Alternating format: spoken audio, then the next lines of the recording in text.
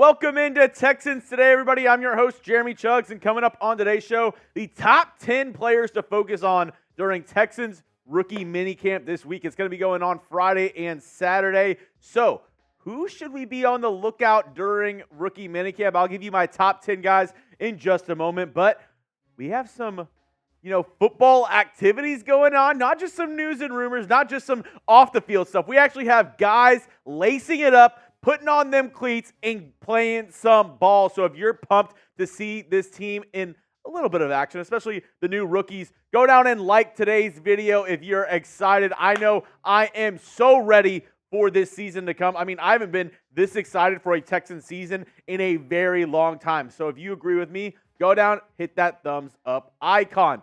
First name, not drafted by the Texans, but a UDFA, Max Tooley, linebacker from BYU. Now, he is, my favorite of the UDFAs to make the roster. You could also look at a guy like LaDarius Henderson from Virginia Tech, but I went with Tooley because this linebacking unit is very thin, and I think, if we look at Tooley and what he did at BYU for the Cougars, I think he had a pretty good career there. Last season, in 7 games, he had 3 interceptions and a ton of tackles. This year, 92 tackles, 1 sack, 1 forced fumbled, and 1 interception. I think he could be somebody who could possibly find his way onto the roster. Like I said, this linebacking unit, a little bit more thin than last year, in my opinion, but Tooley now has a chance to make the roster. Next up, coming in at number 9, the last pick for the Texans in this year's draft, LaDarius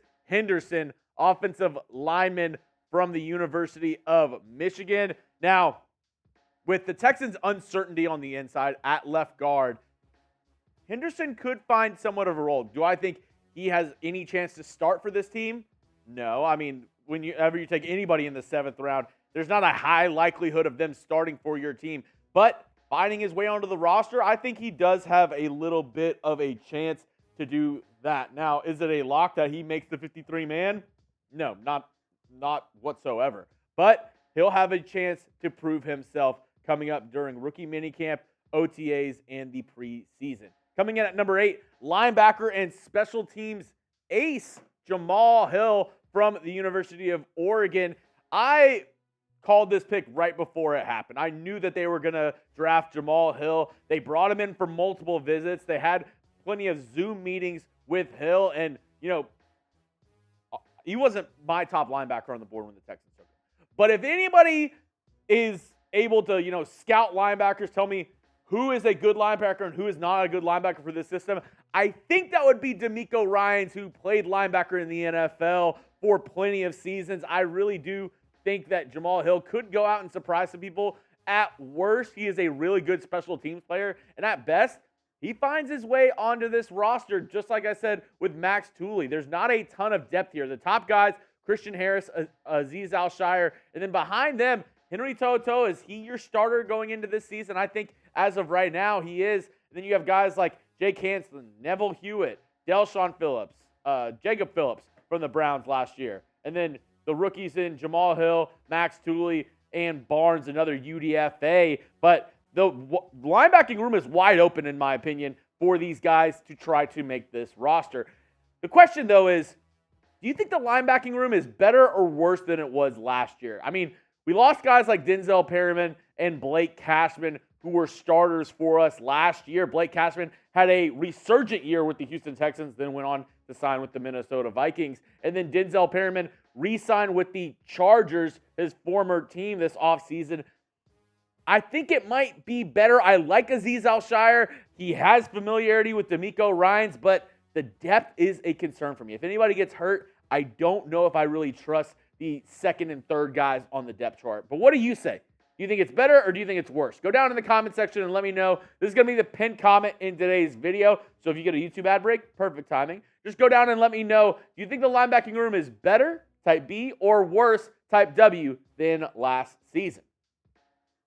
Now, here's a sneaky name that everybody should keep an eye out for. Marcus Harris, defensive lineman from Auburn. And him, along with this next guy that we'll be breaking down, both guys who have a lot of upside, have a lot of skill they are just undersized for the NFL. Marcus Harris, for a defensive lineman, 6'3", 295 pounds, not where you would want it to be, but I mean, 40 tackles, 7 sacks last year for the Auburn Tigers. And when you look at Marcus Harris and his body of work in college, he had around the same amount of pressures as guys like Rook Arororo or Dwayne Carter, who were both selected a lot higher than him, and he had more sacks than both of those guys. So you look at a guy like Harris, the only thing that's really holding him back is his size. But if we know anything about defensive linemen, especially in today's day and age, we've seen a couple of undersized guys really be able to take the NFL by storm. Now, I'm not comparing Marcus Harris whatsoever to one Aaron Donald, but I think, size could be overblown here and there. As we look at the defensive line depth chart for the Houston Texans, they brought in some new guys. DeMeco Autry, Foley Fotokasi to start on the interior, but, that interior has, but especially the backups. Tim Settle, Khalil Davis, Kurt Hinish, then you have Marcus Harris right there. There's plenty of room for Harris and some of these younger guys to make their way onto the roster. Same with this next guy, Solomon Byrd, edge rusher from USC. And the same problem as Marcus Harris. He had a lot of production in college. Really good. Was at Wyoming, then transferred to USC last year before being drafted in the 7th round by the Houston Texans. But 6 sacks last year for Byrd.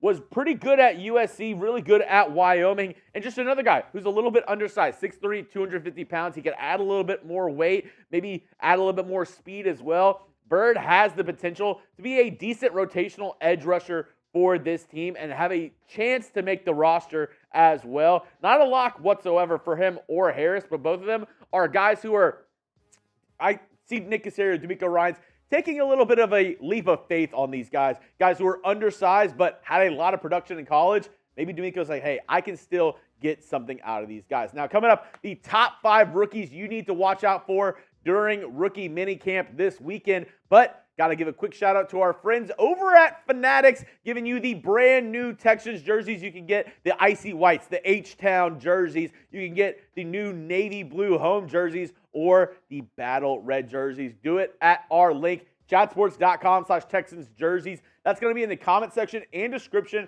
of today's video. That just lets Fanatics know that we are the ones that sent you. Go ahead and use that link. And even if you're not going to get a jersey today, go window shop. Go see what's out. Also, the Tank Dell jerseys just dropped on Fanatics as well. So if you want to get yourself a Tank Dell jersey, that is now available. Go check it all out today.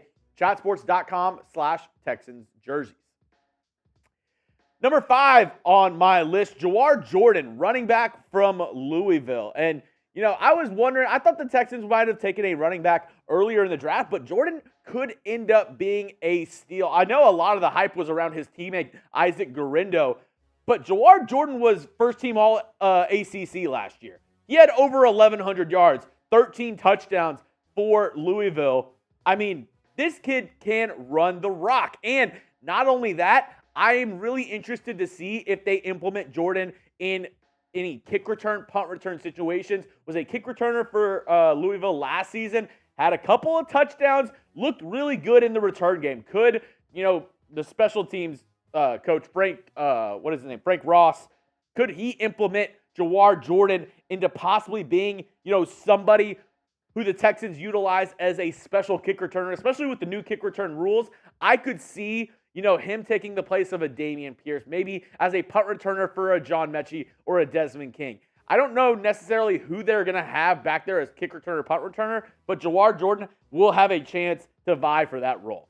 Number 4 on my list, Cade Stover, tight end from CJ Stroud's very best friend. 41 receptions, 576 yards, 5 touchdowns last year for the Buckeyes. But that connection with him and C.J. Stroud, it's already there. It's already been implemented. They are really good friends, and we can see Stover really take over and be the tight end 2 for this Texans depth chart, which I'm really interested to see during this year. The difference between Cade Stover and the other backup tight end in Brevin Jordan. If Cade Stover is going to go ahead and take over for Brevin Jordan. Really came on last year, towards the end of the year, played well, had a really good game, obviously, against the Cleveland Browns, had that long touchdown. But in the same breath of that, He did not play that well against the Baltimore Ravens in the very next week. So for right now, I have Cade Stover actually at the tight end 2 spot above Brevin Jordan. Obviously, things can change, but I think Dalton Schultz, no matter what, he's going to be your tight end 1. But throughout training camp, throughout minicamp, I think it's going to be back and forth between Stover and Jordan of who gets that tight end 2 spot. I want to ask you folks at home, who gets more catches this year? Do you think it's Brevin Jordan, type BJ, or do you think it's Cade Stover, type CS, down in the comments section? Let me know. Who do you think gets more catches this year? I think it might be Cade Stover. I don't think he's going to be, more than Dalton Schultz. I don't think he's going to be the best tight end on the roster, but I think that connection with CJ has to be noted and has to be said that he's going to come in and have a little bit of leg up on a couple of the other guys in camp. Next up, safety. Calen Bullock from USC. The Texans traded up in the 3rd round to get the defensive back, and this is exactly what the Texans needed. And this is one of those instances where maybe the Texans had him higher on their boards than other people did because he exactly fits what the Texans need in the safety room. They have 2 guys who are really physical, can play in the box in Jalen Petrie and Jimmy Ward, but they didn't have that guy on the back end who could really help against the deep ball, who could really help on those long passing situations, and that's exactly what Calen Bullock does well. He's not good against the run, but on the back end, facing wide receivers going on deep routes, I think that's exactly why you drafted a guy like Calen Bullock. 7 PBUs, 2 interceptions last season for the USC Fighting Trojans. I think he can really help this team out, and I think he can be somebody who the Texans start day 1 on, nickel and dime packages, especially in 2nd and long. 3rd and long, Calen Bullock is going to be a guy who makes an impact on this defense this year. Number 2, maybe a surprise to some of you, Kamari Lassiter, defensive back, cornerback. I think he's going to make a big impact as well. Not number 1 on my list, and I'll get into that in just a moment. But I think Kamari Lassiter starts this year. Where? I don't know. A lot of people think he's going to start on the outside. From my guys here at Chat Sports that I talked to, with the draft gurus, my draft guys, and then kind of seeing some Kamari Lassiter tape, I think he might be better suited off in the nickel to start his career. That's not saying I don't think Kamari Lassiter can be a good outside corner. I just think as of right now, the Texans might go out and get another corner either in the trade market or in free agency and be that cornerback 2 and have Kamari Lassiter in the nickel. If not, maybe they move Lassiter over to CB2 and have Desmond King start in the nickel. Or does DeMeco Ryans really believe in a guy like Jeff Okudah or CJ Henderson? That should be, seen in this preseason. Now, before I get into my number 1 guy who, deductive reasoning, you should know who the number 1 guy on my list is now. But what rookie are you most excited to see during rookie minicamps this weekend? Let me know down in the comments section. Give me 1 name. Who are you most excited to see rocking that Texans jersey?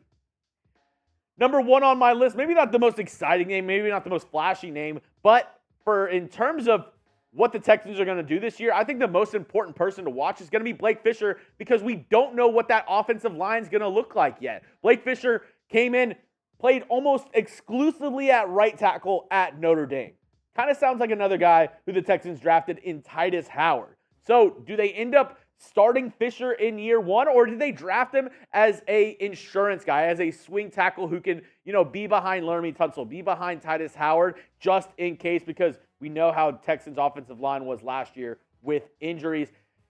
It's going to be very interesting to see how they mix and match this offensive line. I've showed you this before. There's 3 different ways that I see this offensive line panning out. The first one, you have Titus Howard at right tackle, then you have Jarrett Patterson at center, Juice Scruggs at left guard. And the only thing that's not going to change between all these depth charts, Laramie Tunsil is your left tackle, Shaq Mason is your right guard, no matter what. The next one that I'm looking at is Juice Scruggs playing center, Kenyon Green playing left guard, and then Titus Howard staying at right tackle. And the last one, and I think is the most likely, even though I'm not 100% sure, I don't know if they really drafted Blake Fisher that high to sit. So I think they might put him at right tackle and do what they did last year with Titus Howard and move him to left guard. I know a lot of Texans fans don't think Titus Howard can play left guard, and he hasn't played as good whenever he was a left guard than a right tackle. But if the Texans are willing to do that, if they're willing to keep on moving him into left guard. I'm not saying it's the right decision. I'm just saying I think that might be what the Texans end up doing day one. If you're trying to get the 5 best guys out there and Blake Fisher is, a really good player for you, are you really going to be like, nah, we got to keep him on the bench? I don't think so. I don't necessarily think that you're going to wait and have Blake Fisher sit behind Tytus Howard, sit behind a guy like Laramie Tunsil for a couple years. I know he's young. He's only, 21, going to turn 22 this season, but still, I just don't see it that they drafted somebody that high to sit for a year or two. That's all I have for you on today's video. If you haven't already, go follow me on Twitter or X at Jeremy Chuggs, giving you more Texans news and rumors, the dankest memes on the internet. And if you haven't already, go down and hit that sub button. We just passed 14,000 subscribers. I thank each and every one of you who's hit that sub button so far. Let's keep this channel going. I want this channel to be one of the best channels here at Chat Sports. We're already the fastest growing Texans channel on YouTube, so let's keep the momentum going. If you haven't already, go down and hit that sub button.